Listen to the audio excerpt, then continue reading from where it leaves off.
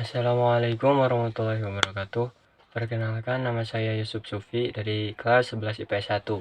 Saya akan menjelaskan tentang biografi Soeharto. Soeharto, atau yang biasa dikenal oleh masyarakat Indonesia, adalah sebagai Presiden Republik Indonesia yang kedua. Soeharto merupakan presiden yang paling lama menjabat, yaitu selama 32 tahun. Pada saat itu, pemerintahan yang dipimpin oleh Soeharto banyak sekali penyimpangan atau hal-hal yang tidak boleh dilakukan di berbagai bidang, seperti banyaknya korupsi, kolusi, dan nepotisme. Karena penyimpangan yang terjadi pada masa pemerintahan Soeharto, maka Indonesia mengalami krisis ekonomi. Semua hal-hal yang terjadi pada masa pemerintahan Soeharto bisa dijadikan pelajaran untuk pemerintahan yang akan datang.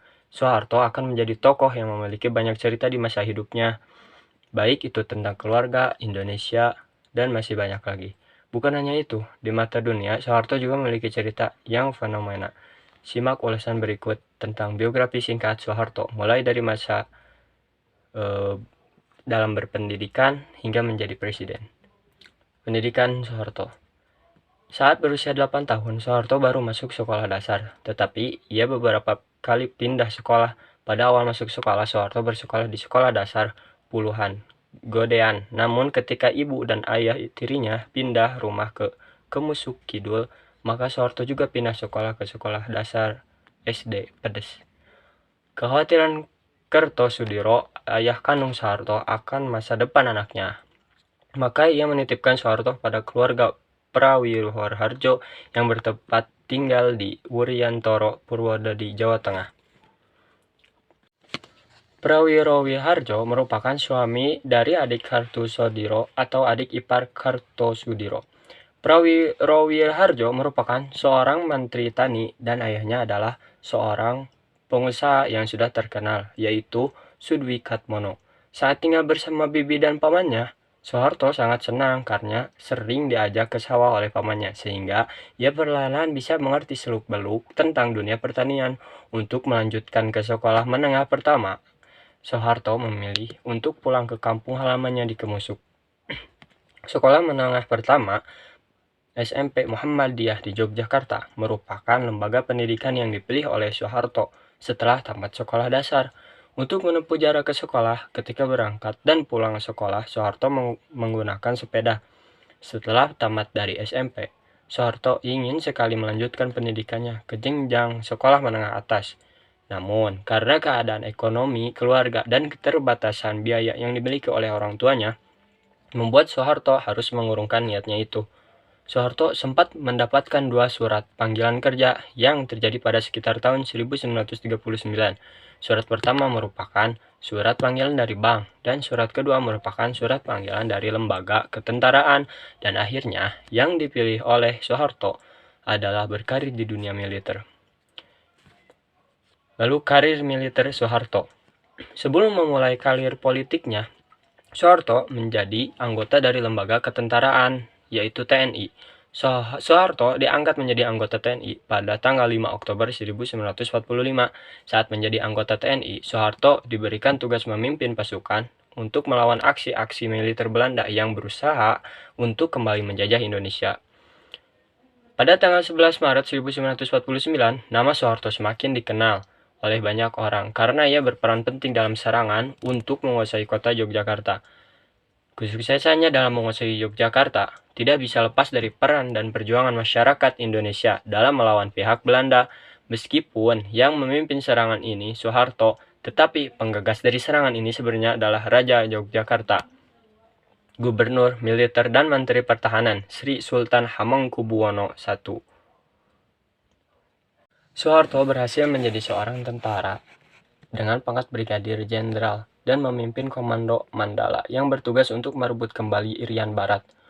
Komando Mandala dilaksanakan pada tahun 1961, dan dari Komando Mandala ini, Soeharto mendapatkan pengalaman yang sangat berharga, yaitu ia bisa berkenalan dengan Mayor Ali Murtopo, Kapten LB Murdani, dan Kolonel Laut Sudomo. Ketiga orang itu merupakan orang-orang yang memiliki peran penting dan strategis. Soeharto mendapatkan kenaikan pangkat setelah selesai menjalankan tugas di Irian Barat dan kembali dari Indonesia Timur. Pangkat yang diperoleh Soeharto adalah Mayor Jenderal, dan oleh Jenderal A.H. Nasution ia ditarik ke markas besar ABRI, Angkatan Bersenjata Republik Indonesia. Bukan hanya itu, pada tahun 1962, Soeharto mendapatkan kenaikan menjadi Panglima Komando Cadangan Strategis Angkatan Darat atau Kostrad. ABRI, khususnya Angkatan Darat, di tahun 1965 mengalami perpecahan atau konflik internal. Konflik internal ini disebabkan adanya paham Nasakom, nasionalis, agama, komunis, yang digagas oleh Soekarno, sehingga membuat TNI AD terpecah menjadi dua kubu. Pertama, kubu sayap kiri, dan kedua, kubu sayap kanan. Pada dini hari 1 Oktober 1965, terjadi penculikan dan pembunuhan terhadap 6 orang jenderal. Kelompok yang menculik dan membunuh 6 jenderal itu mengaku sebagai kelompok Gerakan 30 September atau yang kita kenal G30S PKI. Semua kejadian itu terjadi begitu cepat hingga muncul surat perintah 11 Maret Super Semar dari Presiden Soekarno yang berisi tentang pemberian kewenangan dan mandat kepada Soeharto untuk mengambil dan menentukan ke segala tindakan supaya permasalahan ini diselesaikan dan dapat memulihkan keamanan dan ketertiban. Sejak dikeluarkannya surat perintah 11 Maret Super Semar oleh Soekarno, jabatan Panglima Komando, Pemulihan Keamanan dan Ketertiban dipegang oleh Soeharto. Pada tanggal 27 Maret 1968, Soeharto dilantik oleh MPRS untuk menjadi Presiden Republik Indonesia. Dengan pelantikan ini, maka menjadi tanda lahirnya masa pemerintahan Orde Baru.